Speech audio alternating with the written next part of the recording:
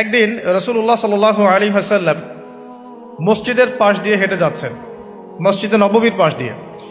তখন সাহাবায়ে কেরাম রাদিয়াল্লাহু আনহুম আজমাইন তারা মসজিদের মধ্যে বসে একটা বিষয় নিয়ে কথোপকথন করছিলেন। তো নবী সাল্লাল্লাহু আলাইহি ওয়াসাল্লাম জিজ্ঞাসা করলেন যে তোমরা কি নিয়ে কথা বলছো, তোমরা কি নিয়ে কথোপকথন করছো? তখন সাহাবায়ে কেরাম রাদিয়াল্লাহু আনহুম তারা বলছেন যে আমরা কিয়ামতের আলামতগুলো নিয়ে কথা বলছিলাম। কি নিয়ে কথা বলছেন? কিয়ামতের আলামতগুলো নিয়ে সাহাবীরা কথা বলছেন। তো সাহাবীদের কিয়ামতের আলামত নিয়ে কথা বলার কি দরকার ছিল? তাদের সময় তো আর কিয়ামত হবে না। দরকার ছিল কি? সচেতনতা। তারা ফিতনায় নিজেরা যেন না পড়ে যান এই জন্য সতর্ক থাকতে চাইতেন। এই কারণেই ফিতনাময় পরিবেশ নিয়ে আলোচনা করতেন। তো নবী সাল্লাল্লাহু আলাইহি ওয়াসাল্লাম তখন বললেন, দেখো, যতদিন পর্যন্ত 10টা আলামত প্রকাশ হচ্ছে না ততদিন পর্যন্ত কিয়ামত হবে না। কয়টা আলামত? 10টা। নবী সাল্লাল্লাহু আলাইহি ওয়াসাল্লাম প্রথমে বললেন 1 নাম্বার হচ্ছে মাসিহুদ দাজ্জাল। কি নাম? মাসিহুদ দাজ্জাল। 2 নাম্বার হচ্ছে ইয়াজুজ এবং মাজুজ। এর আদম সন্তান পৃথিবীতে বের হবে এবং পুরো পৃথিবীটা ম্যাসাকার করে ছেড়ে দিবে। আর মাসিহুদ দাজ্জাল সেও বের হবে শেষ জামানায়, যে ইহুদিদেরকে নিয়ে পুরো বিশ্ব শাসন করবে, বিশ্বের প্রতিটা ডিপার্টমেন্ট সে রুল করবে। এবং দাজ্জালের চেয়ে ভয়ঙ্কর কোনো ফিতনা এই পৃথিবীতে আসে নাই, আসবেও না। প্রত্যেক নবী তার কওমকে দাজ্জাল সম্পর্কে সতর্ক করেছিলেন, এমনকি নূহ আলাইহিস সালাম পর্যন্ত তার উম্মতকে দাজ্জালের ফিতনা সম্পর্কে সতর্ক করেছিলেন।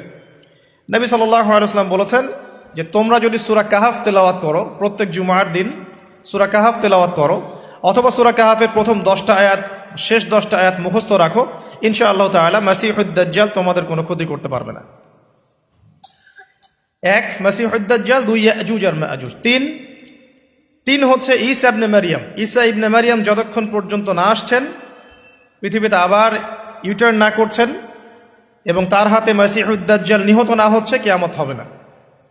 4 দাব্বাতুল আরদ, অর্থাৎ পৃথিবীর ভিতরে একটা প্রাণী আছে, মাটি ফেরে এই প্রাণীটা বের হবে কিয়ামতের আগে আগে, এবং এই প্রাণীটা মানুষের সাথে কথাবার্তা বলবে, কথা বলতে পারা প্রাণী। এ যতক্ষণ বের হচ্ছে না কিয়ামত হবে না ইনশাআল্লাহ তাআলা। কটা বললাম? 4টা। 5 হচ্ছে দুখান বা ধোঁয়া। এই পুরো পৃথিবীর আকাশটা একটা নির্দিষ্ট সময় পর্যন্ত ধোঁয়ায় ছেয়ে যাবে এবং হতে পারে, আল্লাহু আলাম, হতে পারে যে সূর্যের আলো পৃথিবীতে পৌঁছাবে না, এমন ধোঁয়া হতে পারে। পুরো পৃথিবীটা ধোঁয়ায় ছেয়ে যাবে, এটা সূরা দুখানের মধ্যেও বলা আছে। এটা 5। 6 নম্বরে নবী সাল্লাল্লাহু আলাইহি ওয়াসাল্লাম বলছেন যে একটা ভূমিকম্প হবে পৃথিবীর পূর্ব দিকে। পৃথিবীর পূর্ব দিক মানে এই যে ভারত, পাকিস্তান, বাংলাদেশ, শ্রীলঙ্কা, ইন্দোনেশিয়া, ঠিক আছে, এই সিঙ্গাপুর, এই যে কন্টিনেন্ট, মালয়েশিয়া, এটা পৃথিবীর পূর্ব দিক। এদিকে একটা ভূমিকম্প হবে। তারপরে 7 পৃথিবীর পশ্চিমে একটা ভূমিকম্প হবে। পশ্চিম মানে বোঝেন না? পশ্চিমা বিশ্ব না, সৌদি আরব না, পশ্চিমা বিশ্ব, ব্রিটেন, ফ্রান্স, জার্মানি, তারপরে যে রাশিয়ান কন্টিনেন্ট, হ্যাঁ, ইউক্রেন, এদিকে আপনার আমেরিকা, এই পুরো পশ্চিমা বিশ্ব, এখানে একটা ভূমিকম্প হবে বড়। এবং এগুলো এমন হবে যেগুলোতে ভূমি মাটিতে ধসে যাবে, মাটিতে ডুবে যাবে। ভূমিকম্প না, ভূমিধস। 8 পৃথিবীর মাঝখানে মধ্যপ্রাচ্যে একটা ভূমিকম্প হবে, যেখানে আমাদের সো কল্ড আমিরুল মুমিনিনরা থাকে, যারা আমেরিকা এবং ইসরায়েলের বন্ধু, এদের এখানে একটা ভূমিকম্প হবে ইনশাআল্লাহ তাআলা। আর 9 ইয়েমেন থেকে একটা আগুন বের হবে। ইয়েমেন থেকে একটা আগুন বের হবে, যে আগুন মানুষকে হাসরের মাঠের দিকে তাড়িয়ে নিয়ে আসবে। আরেকটা বলেছেন 10 নম্বর, যেটা এই মুহূর্তে আমি ঠিক মনে করতে পারছি না। তো এই 10টা আলামতের কথা নবী সাল্লাল্লাহু আলাইহি ওয়াসাল্লাম বলেছেন, না হওয়া পর্যন্ত, এই 10টা আলামত না আসা পর্যন্ত কিয়ামত হবে না। ঠিক আছে? আচ্ছা, এখন এই 10টার মধ্যে সবচেয়ে বড়টা কি? সবচেয়ে বড়টা হচ্ছে মাসিহুদ দাজ্জাল। সবচেয়ে বড়টা কি? 10 নম্বরটা মনে পড়েছে, আলহামদুলিল্লাহ।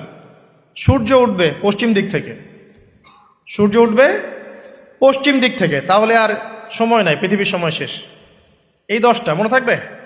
আসেন বলি। প্রথমে কি? দাজ্জাল, তারপরে ইয়াজুজ আর মাজুজ, 3 নম্বর ঈসা ইবনে মারইয়ামের প্রত্যাবর্তন, 4 নম্বর দাব্বাতুল আরদ, জমিন থেকে প্রাণী বের হয়ে কথা বলবে মানুষের সাথে। ঠিক আছে, 5 নাম্বার কি বললাম? ধোঁয়া, দুখান। ঠিক আছে, 6, 7, 8 তিনটা ভূমিকম্প, পূর্ব দিকে একটা, পশ্চিমে একটা, পৃথিবীর মাঝখানে একটা। 9 নাম্বার ইয়েমেনের নাম শুনেছেন? ওই যে যেখানে সৌদিরা বোম মারছে আর কি, ইয়েমেনের বাচ্চাদেরকে বোম মেরে হত্যা করছে না, জানেন না খবর?